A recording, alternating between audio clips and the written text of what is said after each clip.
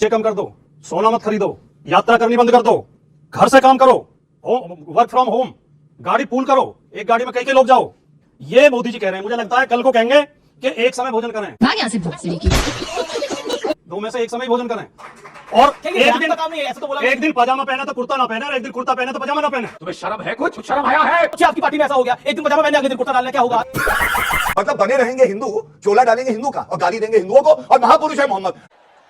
Hypocrisy की भी सीमा होती है। नहीं खत्म हुई तो उनका क्या होगा? मुल्ला अपनी जिद करे बैठे हैं और लड़ाई कभी खत्म नहीं होगी। और फिर कहूंगा 2027 में उत्तर प्रदेश में चुनाव है ना, उत्तर प्रदेश में संडे हो या मंडे रोज खाएंगे अंडे, जीरो आएगा यूपी में आएंगे।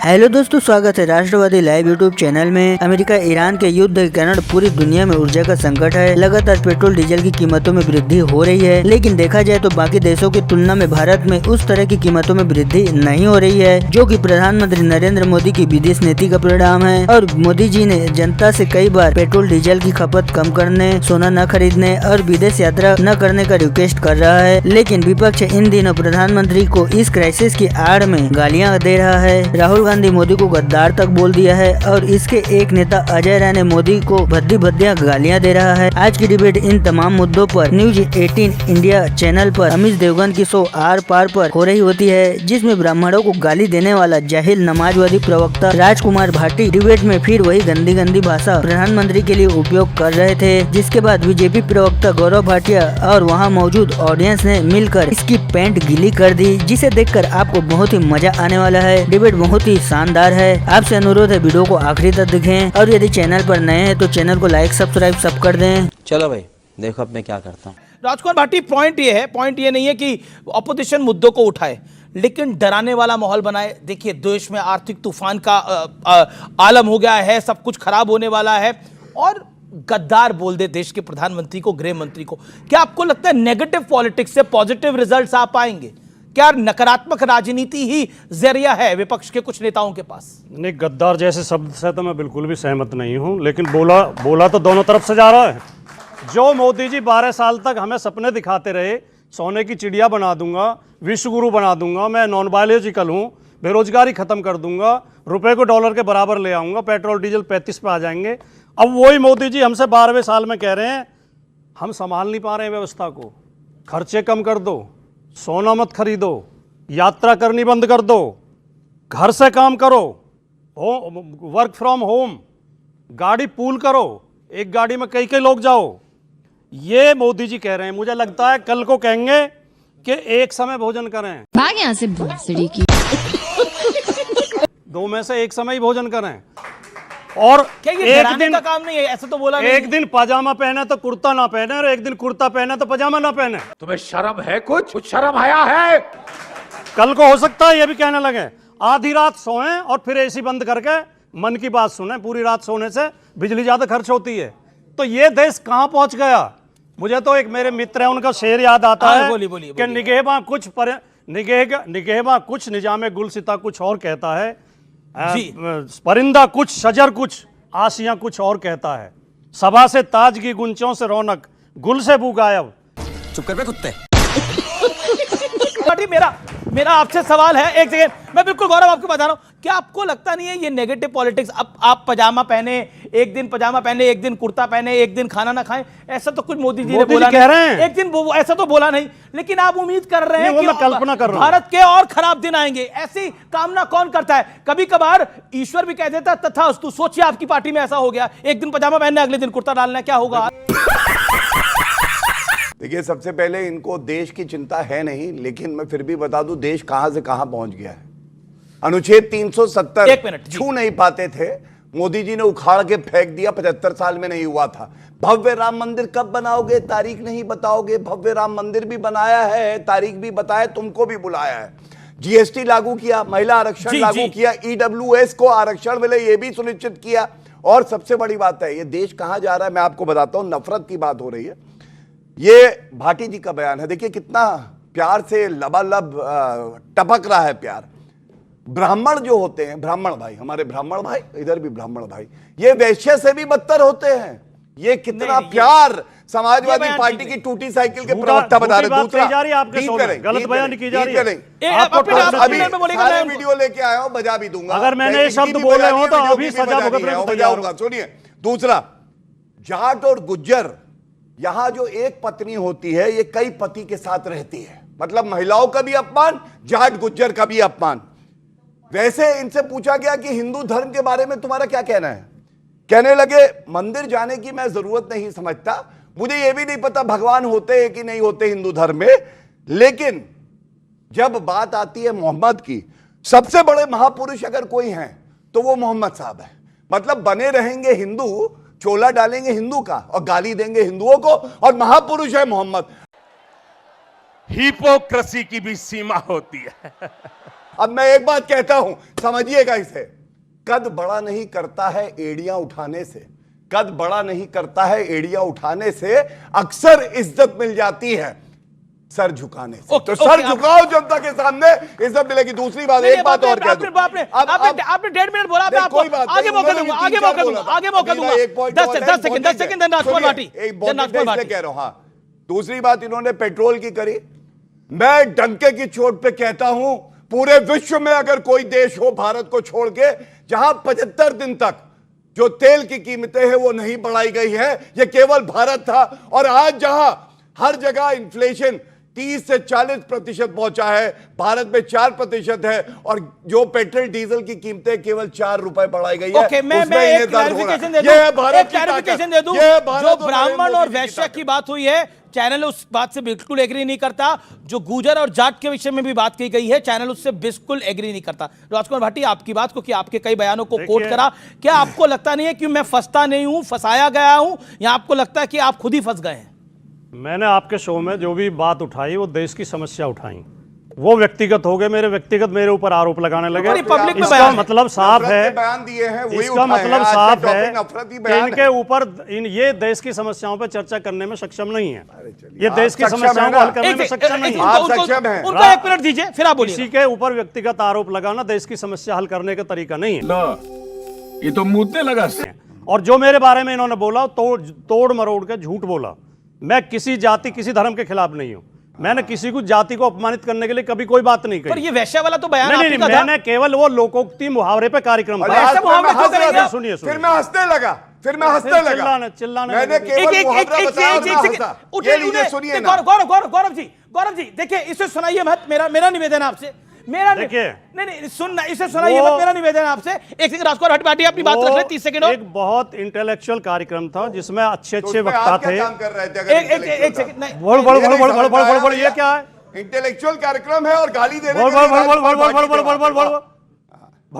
इंटेलेक्चुअल भड़बड़ तो अखिलेश यादव ने मोबाइल को गिराया था। भड़बड़ मुझे जब आप बुलवाओगे मैं जब बोलूंगा, भड़बड़ अपने पिताजी को जब आप टाइम दोगे जब बोलूंगा। याद है वो, मैं इंटेलेक्चुअल प्रोग्राम में था, गाली देने ब्राह्मणों को। वाह, एक सेकंड, यहाँ के जो ब्राह्मण है ना, अगर परशुराम जी का अवतार बन गए, ऐसे भागे गए, दिखाई नहीं दे गए कहीं। राजकुमार, देखा आपने लापरवाही का नतीजा है। देखिए ये वायलेंस को हमने वो करते हैं,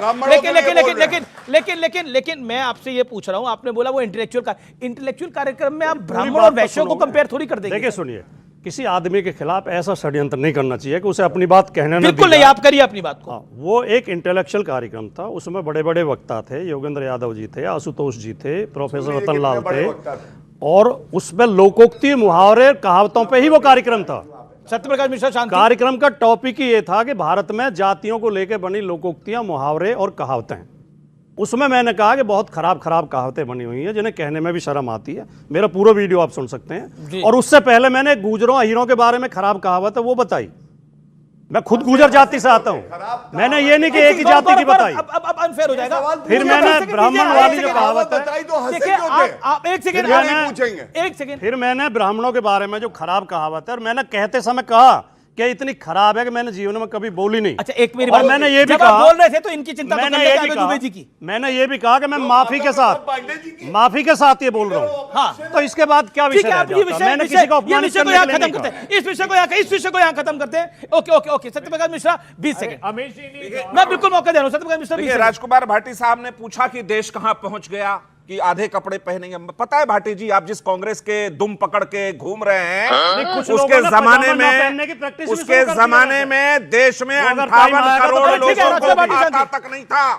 भाटी जी, 58 करोड़ जनधन खाता कब खुला? जब मोदी सरकार आई। ओके। आपको मालूम है भाटी जी, घर देने की योजना के पैसे कहां जाते थे? आज प्रधानमंत्री के घर देने की योजना है, सौर ऊर्जा उनके घर पर होगा। जी। आयुष्मान भारत योजना जी। है। मैं भाटी जी से बात करना चाहती भाटी हूँ। जी, आपसे सवाल। भाटी जी, मैं बड़े प्रेम से आपसे बात करना चाहती हूँ, अभी मजा आएगा ना भिड़ो। आदर और सम्मान से, कि आपने कहा कि महंगाई इतनी हो गई। मोदी जी ने कहा पजामा मत पहनो, कभी कमीज मत पहनो, कभी खाना एक टाइम खाओ।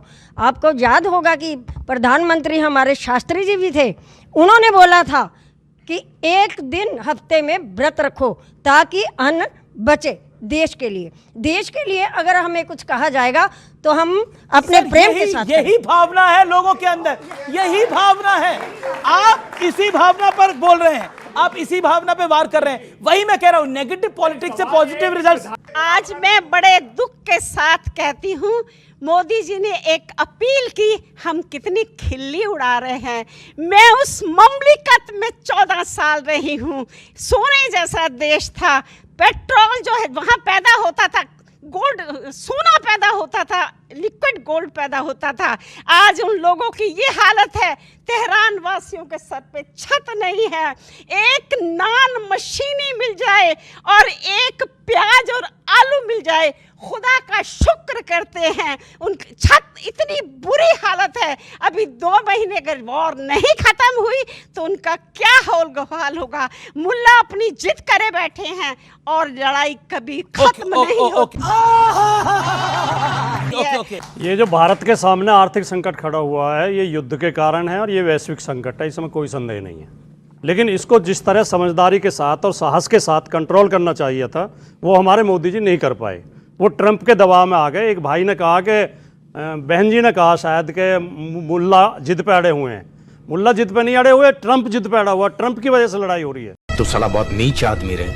इस लड़ाई की असली वजह ट्रंप है और मोदी जी उनके दबाव में आकर, रूस और ईरान दोनों हमारे मित्र भी हैं और पड़ोसी भी हैं, उनसे हम सस्ता तेल ले रहे थे। ट्रंप के दबाव में आकर वेनेजुएला से तेल लेंगे। वेनेजुएला से जहाज आने में 5 गुना समय लगता है और 10 गुना खर्चा बैठता है। ये कौन सी समझदारी है? और जो ये भी झूठ। वो कह रहे हैं कि भारत ने इसको मिसमैनेज करा है, भारत दबाव में है। जवाब इस बात का, बिल्कुल दबाव में नहीं है। 50% ट्रंप साहब ने फिर ये एक दिन पजामा पहनेंगे, एक दिन कुर्ता डालने की बात क्यों आ रही है? नहीं, फुल सूट पहन के घूम रहे हैं वो, और आगे भी पहनेंगे, वो भी पहनेंगे, फुल मुलायम सूट भी नहीं, कुर्ता पहनेंगे, पजामा दोनों डाले हुए हैं। और अखिलेश जी यहाँ टोपी में भी दिख रहा है लगाएंगे। ऐसा, अखिलेश जी टोपी भी लगाएंगे। यहाँ में दिख रहा है ऐसा। रंग बदलने अलग। इंडिया ममता जी अलायंस निपटी गई है पॉलिटिकली। इंडिया अलायंस का भविष्य बहुत उज्जवल है। सुनहरा भविष्य सामने खड़ा है, प्रतीक्षा कर रहा है। अभी उत्तर प्रदेश में वैसे एक बात है, हौसले की तारीफ करनी पड़ेगी। अभी आप बंगाल में बुरी तरह आ रहे हैं। लेकिन और मैं देख रहा था अखिलेश जी का वीडियो ममता जी के सामने। अखिलेश जी ममता जी कह रहे दीदी आप बिल्कुल हारी नहीं है, वो भी कह रही मैं बिल्कुल हारी नहीं हूं। मतलब कमाल की बात है, मतलब कमाल है। मतलब ये तो वही हो गया तो कांग्रेस की 99 सीटें आई 2024 में, तो कांग्रेस इतनी खुश हो गई कि कहने की बात नहीं। और उसके बाद हरियाणा, दिल्ली में क्या हाल हुआ, महाराष्ट्र में क्या हाल हुआ, मुझे बताने की आवश्यकता नहीं है। देखिए, मंजिलें उनको मिलती हैं जिनके सपनों में जान होती है। ओके। और परों से कुछ नहीं होता, हौसलों से उड़ान होती है। अच्छा, ये इंडिया बिल्कुल एक गौरव भाटिया, ये इंडिया अलायंस का भरोसा है या ओवर कॉन्फिडेंस है क्या इनमें? कभी कभी मेरे दिल में ये ख्याल आता है कि सपा की टूटी साइकिल ज्यादा टूटी है या इंडिया अलायंस पजामा ज्यादा तो नहीं टूटा फटा हुआ है। है। और मैं क्यों कह रहा हूं, नहीं ये सब कोई टोटी पे ऐतराज नहीं है आपको? वो टूटी भी नहीं बोला? बोला। अच्छा मैंने साइकिल बोला, इनको वो वाली समझ टोटी नहीं नहीं बोला। इनको समझ में नहीं आता, कोई बात वो कह रहा है आपने टूटी साइकिल बोला। अब सुनिए, ये टोटी समझ गए, ये टोटी समझ गए। वो कोई नहीं। अखिलेश यादव ने क्या कहा कांग्रेस पार्टी के लिए, बड़ी चालू पार्टी है। और कमलनाथ बोले अखिलेश कौन होता है? यही इंडिया अलायंस का सारांश है। और 2027 में जो बिगाड़ सके, जितना दम लगा सके लगा लो, आएंगे तो योगी अच्छा, एक क्या कांग्रेस सपा के साथ जाएगी या सपा बीएसपी के साथ जाएगी या कांग्रेस बीएसपी के साथ जाएगी? मुझे एक सेकंड, कांग्रेस ये तरीका मैं आपको रीजन बताता हूँ। मैं भी अपनी बात यहां लिख ली, इन लोगों की बातों को उत्तर देना। तो 2027 में योगी आदित्यनाथ जी ही आएंगे, ये बात पक्की है। अब दूसरा, इन्होंने आर्थिक संकट की बात करी। देखिए सारी जनता देख रही है, ये सब जो है प्रतिष्ठित चैनल से ही आंकड़े हैं। महंगाई दर मलेशिया में 56%, यूएई में 52%, अमेरिका में 45% और भारत में 4%। तेल की कीमत कहां कितनी बड़ी युद्ध के बाद? मलेशिया में 60%, अमेरिका में 46%, भारत में 3.2%। तीसरा, यूपीए और एनडीए में कितना तेल की कीमत बढ़ी? तो पेट्रोल की कीमत 114% बढ़ी थी यूपीए के 10 साल में, हमारे में 35.3%। ये है आंकड़े, तीनों दिए हैं सच्चाई से, ईमानदारी से। और फिर कहूंगा 2027 में उत्तर प्रदेश में चुनाव है ना, उत्तर प्रदेश में संडे हो या मंडे रोज खाएंगे अंडे, जीरो आएगा यूपी में, आप देखिएगा। मजा आया। वीडियो में आखिरी तक बने रहने के लिए आपको बहुत बहुत धन्यवाद। उम्मीद है वीडियो आपको अच्छा लगा होगा। अगर आपकी कोई राय हो तो कमेंट बॉक्स पर जरूर दीजिए और वीडियो को लाइक कर दीजिए, चैनल को सब्सक्राइब कर दीजिए। मिलते हैं एक और नए डिबेट के अंदर। जय श्री राम।